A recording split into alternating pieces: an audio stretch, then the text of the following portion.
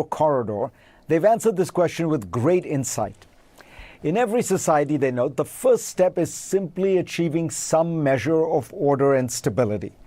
History is littered with places where gangs, warlords, and tribes rule, and the state is never able to effectively consolidate power and govern. That was Afghanistan's past. It might be its future. If political order is rare, liberal political order is rarer still. Liberal democracy is the Goldilocks form of government. It needs a state that is strong enough to govern effectively, but not so strong that it crushes the liberties and rights of its people. The authors call this the shackled Leviathan. Thomas Hobbes used the biblical monster Leviathan to describe a powerful state. Getting to liberal democracy requires that societies travel through a narrow corridor, one that allows the state to build power while also allowing the growth of a civil society that asserts itself and fights for rights. Together, they create the delicate balance between stability and freedom. Countries in the West have succeeded because they have managed to build up both strong states and strong societies. In Afghanistan, despite 2 decades of effort, the state has failed to gain control over much of the country, creating what the authors call the absent Leviathan. In Egypt, the state is too strong. After a flirtation with democracy after the Arab Spring, the country reverted to dictatorship. Other parts of the world have what the authors call paper Leviathans, governments that exercise power mostly to enrich a small elite right at the top. Think of Nigeria or Venezuela. So how did the West get Goldilocks politics? The authors cite 2 opposing forces. First, there was the legacy of the Roman Empire, which provided institutions, laws, and traditions that made it possible to create order. Second, the Northern European tribes, rooted in egalitarian assemblies, had a tradition of challenging powerful leaders. The contest between nobles and kings, and later I would add between the church and the state, and among the hundreds of states, duchies, and principalities of medieval Europe, all helped individual liberty to grow and flourish.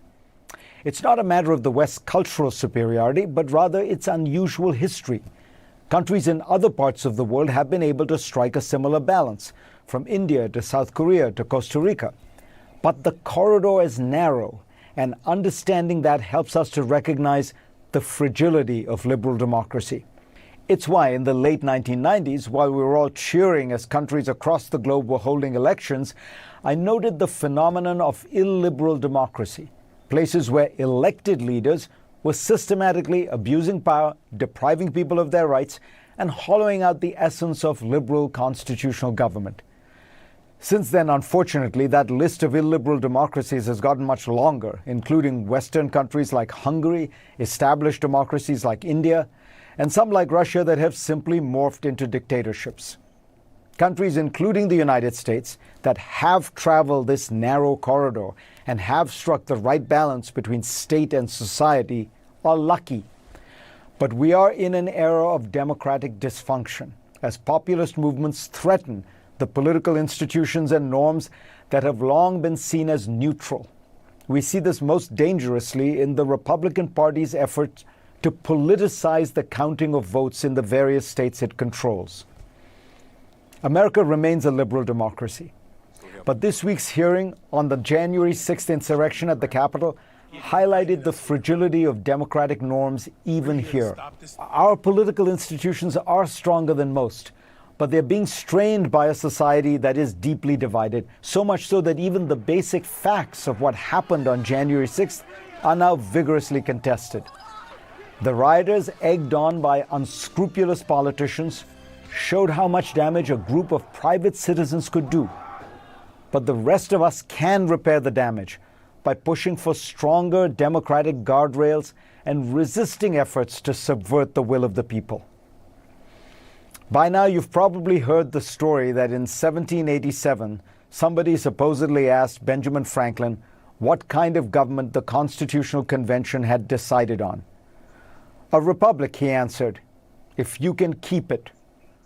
The delegates could design the best system in the world, but its success ultimately rested with the people.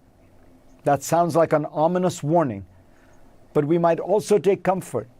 The power to preserve democracy is in our hands. Go to cnn.com/Fareed for a link to my Washington Post column this week.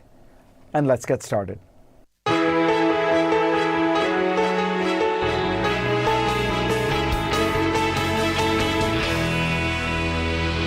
The American economy grew at an impressive annualized rate of 6.5% in the second quarter of the year.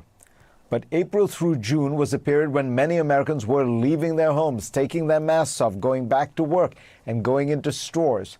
What happens to the economy if some of that reverses, thanks to the Delta variant? For that and more, I'm joined by Paul Krugman. He is an op-ed columnist for the New York Times, and of course, he won the Nobel Prize in Economics in 2008.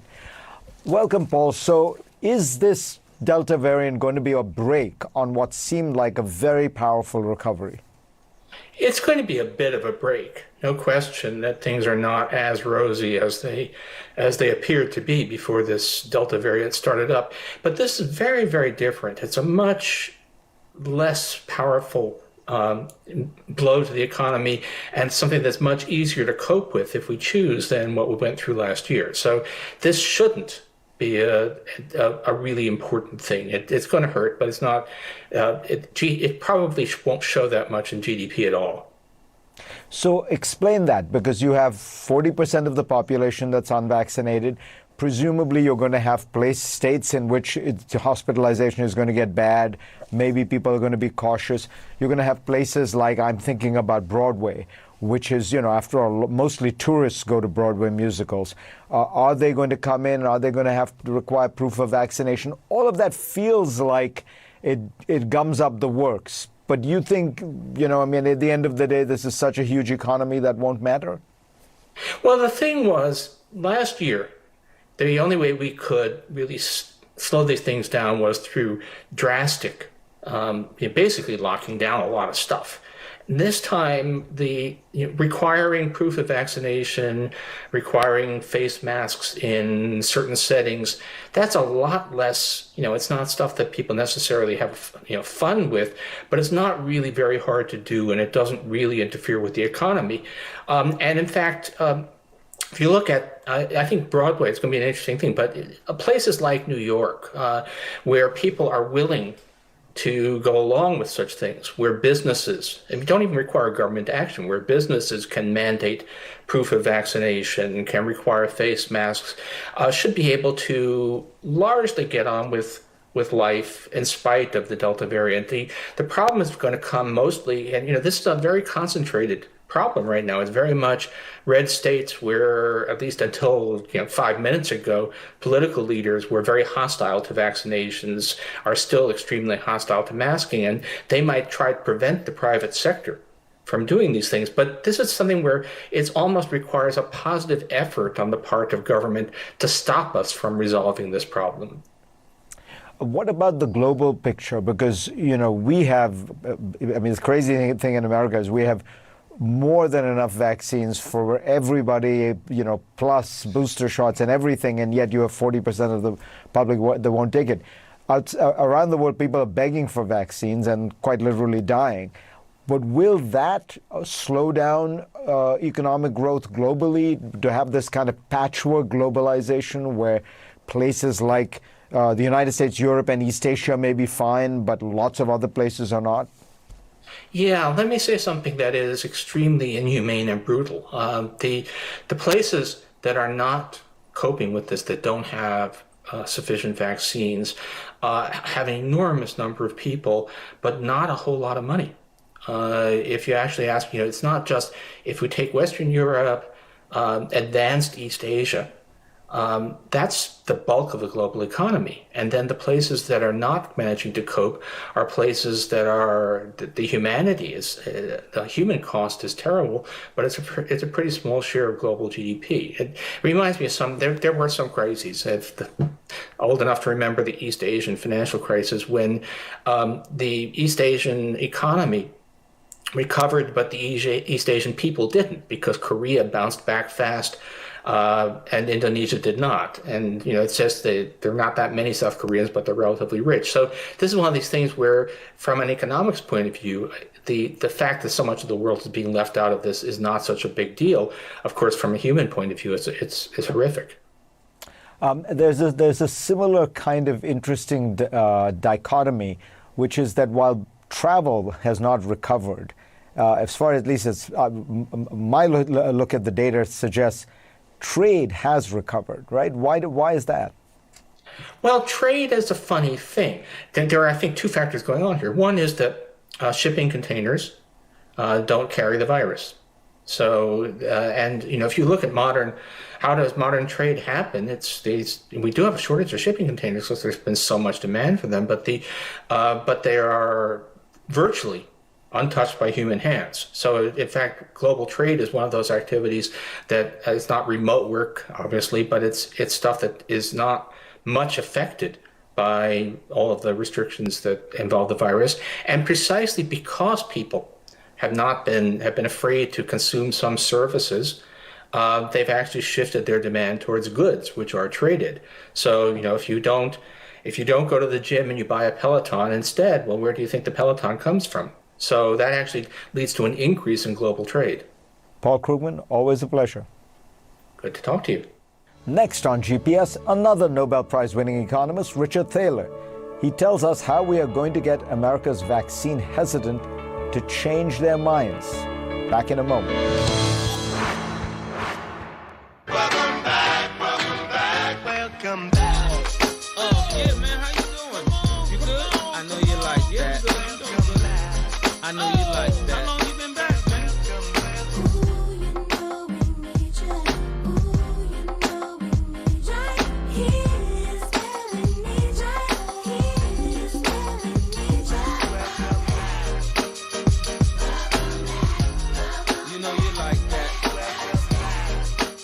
I got a lot of advice about my abdominal pain, diarrhea, and constipation. High fiber diet. Low fiber diet. Go gluten-free! None of it worked. Then I found New Culturelle IBS Complete Support, and now I have more symptom-free days. I booked our hotel in Kayak. It's flexible if we need to cancel. Cancel? I haven't left the house in a year. Nothing will stop me from vacation! No canceling. Flexible cancellation. Kayak. Search one and done. Trelegy for COPD.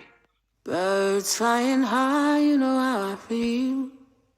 Breeze drifting on by, you know how I feel. It's a new dawn, it's a new day. No matter how you got COPD, it's time to make a stand. And I'm feeling. Start a new day with Trelegy. No once-daily COPD medicine has the power to treat COPD in as many ways as Trelegy. With 3 medicines in 1 inhaler, Trelegy helps people breathe easier and improves lung function. It also helps prevent future flare-ups. Trelegy won't replace a rescue inhaler for sudden breathing problems. Tell your doctor if you have a heart condition or high blood pressure before taking it. Do not take Trelegy more than prescribed. Trelegy may increase your risk of thrush, pneumonia, and osteoporosis. Call your doctor if worsened breathing, chest pain, mouth or tongue swelling, problems urinating, vision changes, or eye pain occur. It's time to start a new day. Ask your doctor about once daily Trelegy and save at Trelegy.com. Sing it all about a thing. 'Cause every little thing is gonna be alright. This is Call 1-800-SANDALS. I brought in Ensure Max Protein with 30 grams of protein. Those who tried me felt more energy in just 2 weeks. Here, I'll take that. Ensure Max Protein with 30 grams of protein, 1 gram of sugar, and now with 2 new flavors. Now more than ever, the world of work needs HR. Tony, congrats on the promotion. We're going to enroll you in SHRM's PMQ program to help you manage your first team. I emailed you the Diversity, Equity, and Inclusion report from SHRM. Oh, that's great. We believe you will bring a new perspective, so we'd like to offer you the position. Thank you for giving me this opportunity. Now more than ever, SHRM has the tools you need to create a world of work that works for all. Join SHRM today. My auntie called me. She said, Uncle's had a heart attack. I needed him to be here. Your heart isn't just yours. Protect it with Bayer Aspirin. Be sure to talk to your doctor before you begin an aspirin regimen.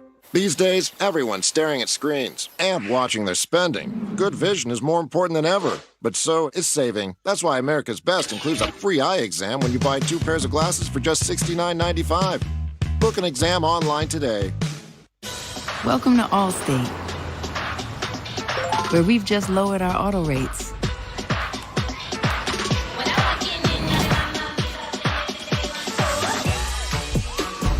And savings like that will have you jumping for joy. Now get new lower auto rates with Allstate.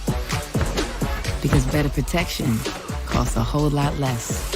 You're in good hands with Allstate. Click or call for a lower auto rate today.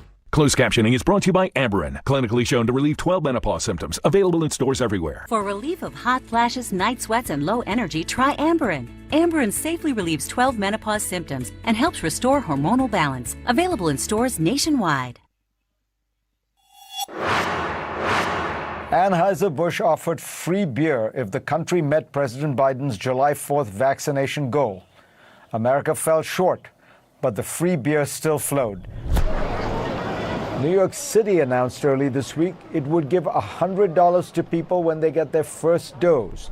And on Thursday, President Biden said he wants local and state government across the nation to offer a similar incentive. 10 vaccinated California residents each won $1.5 million. And in West Virginia, if you got the shot, you could win cash, hunting rifles, scholarships, and more.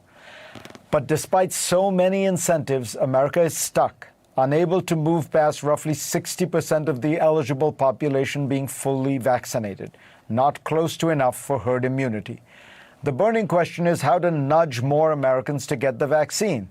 Joining me now is Richard Thaler. He is the co-author of Nudge, which has sold 2 million copies, and on Tuesday, its so-called final edition comes out. Richard, welcome. So this is, it seems to me, a case study that should be in the post-final edition of the book, which is people say we can't. There will be no post-final edition. People say you can't shove people. This was the famous distinction you make. You can't mandate it. So how do you increase the incentives? You listen to all those incentives. They haven't worked. How would you nudge people to get the vaccine? I think it's very useful to think back of our experience in dealing with smoking and see what happened. So if you go back to the 1960s, when it first became clear that smoking led to lung cancer and other kinds of cancer, we started with information campaigns, nudges. We added warning labels. Gradually, we started adding other incentives like taxing the cigarettes and making it difficult to smoke. You weren't allowed to smoke in your office or at a restaurant or in an airplane. I think we're seeing the same thing with vaccines. So lots of places are starting to announce mandates, but they're not quite mandates. Instead, they're saying, if you get vaccinated, then your life gets better. So take the National Football League. They've announced that players who are unvaccinated, first of all, they get tested. They can't fly with the team. When they get to an away game, they have to stay in their hotel room. And if they ever have a positive test, they're out for 10 days.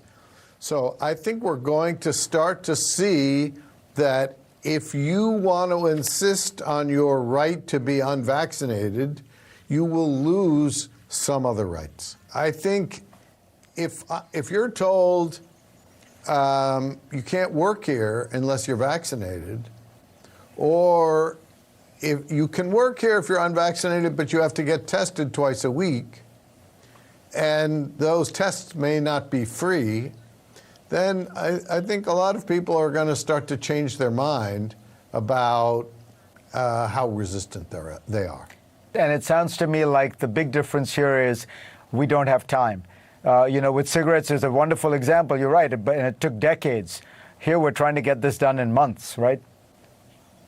That's right. And, look, I think governments around the world are going to have to decide how much pushing they want to do.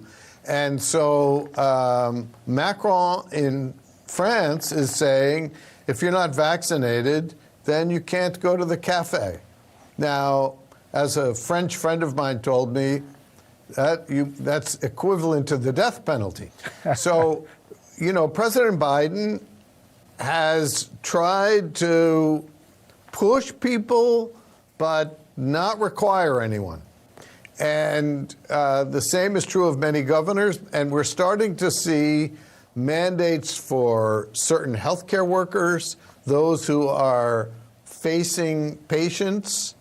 And my guess is that that's the trend that we're going to see. And you're comfortable with it? Yeah, by the way, I don't particularly think that the idea of paying people $100 to get vaccinated is a great idea. Why? And the reason is you can't tell me what the right price is. If it's $10, you run the risk of people saying, it's only worth $10 to them. Why should I bother? And if it's $1,000, then people might say, oh, that thing must really be bad for you if they're going to pay you $1,000.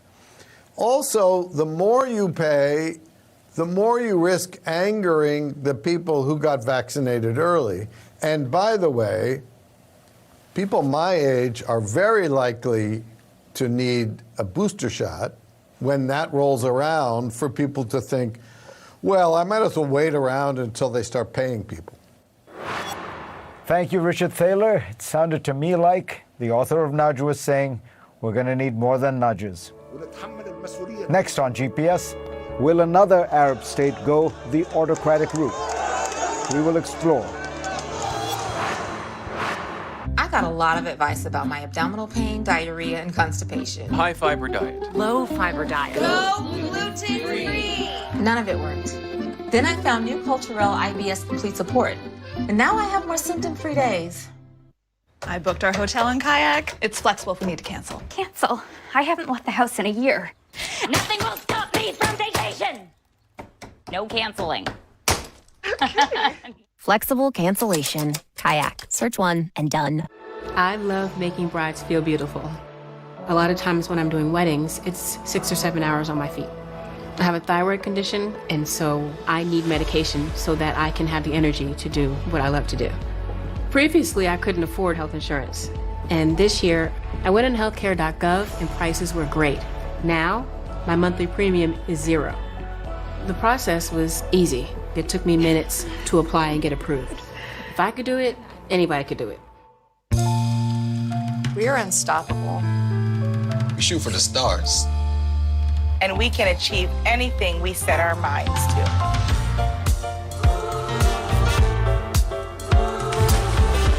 We're entrepreneurs. We are community leaders. Athletes. Artists. Organic farmers. We are mothers and daughters. Unstoppable. Unstoppable. And yet, people with disabilities probably can't use your website. To buy your shoes. Order your food. Apply for your job. To use your dating sites. Just like everybody else. For millions of Americans. America. Like me. Like me. Me. Like me. The internet is inaccessible. Hey, if your business has a website, make it accessible. For everyone. Unlock web accessibility with Accessiby. It's simple and affordable. And don't just do it to be compliant. Do it because it's the right thing to do. Web accessibility is Accessiby. Start your free trial today. This past year has felt like a long, long Norwegian winter. But eventually, with spring comes rebirth. Everything begins anew. And many of us realize a fundamental human need to connect with other like-minded people. Welcome back to the world. Viking, exploring the world in comfort once again. This is what freedom sounds like. And this is what freedom smells like. Enjoy 30 days of open road freshness. Febreze car. Zoe Frazo here. You know how it typically goes. First you have urinary tract issues, then you have yeast issues. Stop going in circles. Azo Dual Protection fights yeast growth and urinary tract bacteria. Own your day with Azo.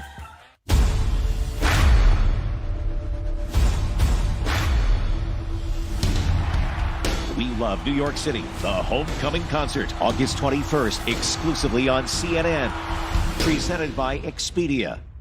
Selling a home is expensive and stressful, so we set out to create a better home selling experience with a network of the most successful real estate agents in America that'll sell your home for as little as a 2% commission. The icing on the cake with the Ideal Agent was that we saved $12,000 in commission. They were so stress-free. The whole process was amazing, and I would definitely recommend them. We are not a discount brokerage. These are top local agents that'll get you the best results. Managing your money can be hard, but what if there was a secret financial control center that helped you organize your spending, manage unwanted subscriptions, and lower your bills? Download Truebill, your all-in-one finance app. Your car will get scratched, but Quix PSR will remove them. Quix advanced technology fills scratches with surrounding paint and has been proven to be the best scratch remover available. So don't just fix it, Quix it at Walmart and these fine retailers. Jerusalem, city of faith and fury. Tonight at 10, only on CNN. It has been just over a decade since the start of the Arab Spring, which brought such great hope that democracy would flourish across that region. Sadly, that hope has mostly fizzled out, but Tunisia, where the regional revolution started, has seemed like a success. The dictator Ben Ali was ousted in 2011, and democracy has indeed seemed to be firmly in place there until this week. On Sunday, President Kais Saied fired the government and froze the activities of parliament. It looks like one-man rule again. But what is really going on? Tariq Masood joins me. He is a professor of international relations at Harvard. Tariq, welcome. So first, explain to us what is going on. Thanks, Fareed. So on Sunday, the president of Tunisia, Kais Saied, held a public meeting with leaders of the Tunisian military, and he said that he was activating a provision in the Tunisian constitution that allows him in a state of emergency to take dramatic action. And the dramatic action he took was to fire the prime minister, to suspend the parliament, to lift parliamentary immunity from the members of parliament so that they could presumably be prosecuted for various crimes, and to establish himself as the chief public prosecutor. And he said he was doing all of this in order to deal with the emergency situation that Tunisia has faced, particularly during the pandemic. The country has been in real trouble, economic and political. And so that's the sort of dramatic steps that he's taken. The question is, you know, his opponents look at this and they say, this is a coup by any standard definition. It's unconstitutional. It's a violation of democracy. Supporters of the president, and the president himself says, look, I'm professor of constitutional law. I've forgotten more about the Constitution than any of you will ever know. I think this is completely constitutional. And so the question remains for us whether this is really an abrogation of democracy or should be considered a suspension of some key provisions of the Constitution, sort of like Lincoln's suspension of the writ of habeas corpus in 1861. So is this coup or abrogation of democracy popular, really popular? And if so, why? So it's hard to tell, but I think it's probably safe to say that a lot of Tunisians were very frustrated with the course of their country over the last 11 years. After all, that's why Kais Saied got elected. It's hard for me to describe for your viewers just how odd and unusual a politician Kais Saied is. In Tunisia, they refer to him as RoboCop. He speaks in this kind of monotone that is a cross between, you know, the people who do movie trailers and, you know, the robotic voices on your navigation systems. He has a very strange views. For example, he is very clear about not really believing in representative democracy and thinking that Tunisia needs to move towards some other kind of much more hyper-local political system. So there's a lot of, and so the fact that a guy like that could get elected is a testament to how dissatisfied people in Tunisia were with the political system. And then you add on top of that the rising unemployment, the economic dislocations of the coronavirus, the fact that the government of Tunisia, the prime ministers of Tunisia have been unable really to cope effectively with these challenges. And you could see why a lot of Tunisian people would side with the president when he says, look, the current political system isn't working. I got to sweep this all away in order to restructure the system to get us a government that is more effective and more able to deliver what the people want. So 10 years after the Arab Spring, and you've done a lot of research and writing about this, Tunisia was the one shining example. Does it say something important about the Arab world that they have not been able to create and sustain one really consolidated liberal democracy? You know, certainly that's going to be the temptation. People are going to say, you know, I'm super invested in Tunisian democracy, in part because it was this living rejoinder to the argument that Arabs can't get democracy. But it's important to note first of all, too early to say that Tunisian democracy has failed. But even if it does, even if we do settle in for a period of more autocratic politics, does that mean that the Arabs can't have democracy? I mean, we've just come out of a period, maybe we're still in it in the United States, where there's a great deal of concern about the state of our democracy. I think what this shows to us is that democracy is not this endowment that you can just draw on forever. It's something that you got to keep paying into and keep upholding. And so getting and keeping democracy is hard in Tunisia, it's hard in the Arab world, and it's hard everywhere else too. Tariq Masoud, good to have you on. Thanks, Fareed. Next on GPS, does the U.S. need a Truth and Reconciliation Commission like South Africa had after apartheid? We'll explore that intriguing idea when we come back. Which looks better, this or this? Seems clear to me. Buy 2 pairs of glasses for just $69.95 at America's Best, and they'll throw in an eye exam for free. It's a savings of at least $50. Book an exam online today. Get new floors during Empire Today's gigantic 75% off sale. That's carpet, hardwood, vinyl, and laminate. 75% off. Empire makes getting beautiful new floors easy. See samples in your home. Get a free estimate and have your floors professionally installed. Update your floors with Empire and get 75% off carpet, hardwood, vinyl, and laminate. Schedule now. 800-588-2300 Empire. Today. My son is Aviatar. He's 4.5 years old, and he's a perfect little boy. The brain. The most important part. That is. But last year, he diagnosed with epilepsy. So there are many seizures, and his situation got worse every day. We heard especially about Cleveland Clinic and Dr. Wiley. We found the problem area, and it is so small. Can you see the little tiny green arrow there? It's causing a lot of trouble. For epilepsy, it's often a very subtle thing that we see on the MRI scan. Dr. Wiley interpreted the original findings into clinical practice. Those patients had no other good options had it not been for Elaine really putting it together. He did fantastic. We drew some labs for his procedure for tomorrow. Life with epilepsy can be very hard. We're weighing that against the opportunities of stopping the seizures with surgery. The opportunity to innovate can be a chance for a better life. A little check mark. Little pickle.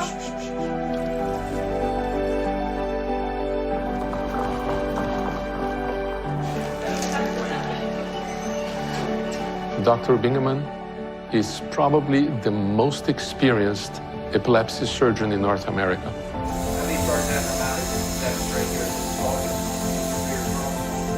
Dr. Wiley and Dr. Bingaman, their collaboration is really what the Neurological Institute is about. 2 doctors with different training backgrounds focused on one problem, to be able to treat seizures that were previously thought as incurable. So surgery went very well. Wow. Take a deep breath. We are proud of the care that we provide today. We think it's second to none. And yet we're not satisfied with it. We want to always make that care better by investing in the treatments of tomorrow.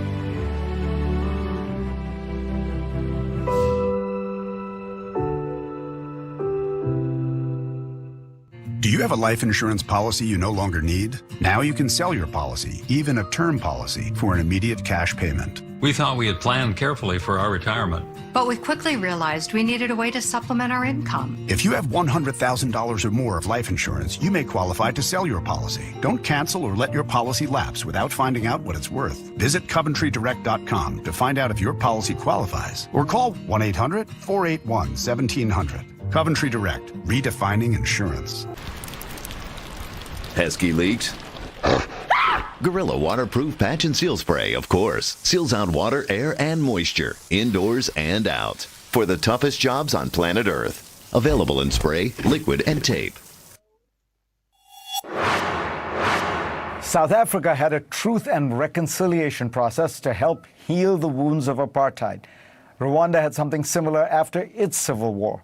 Canada established a commission more recently to tackle its treatment of indigenous peoples.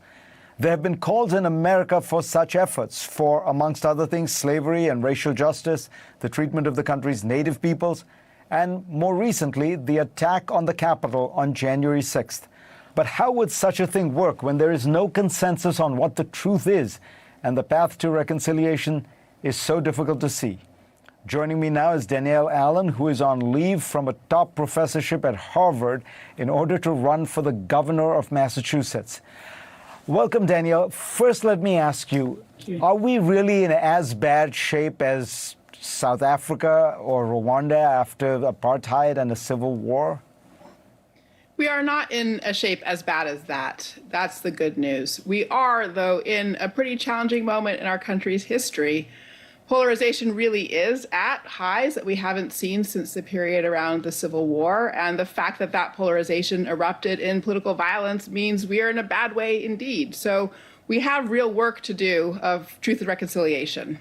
When you travel around, because you are now running for governor, I'm sure you're going around Massachusetts, do you find that those big events, around January 6th, for example, or the stealing or not stealing of the election, depending on whose accusations you hear, are those things consuming the interests of, everyday, ordinary citizens?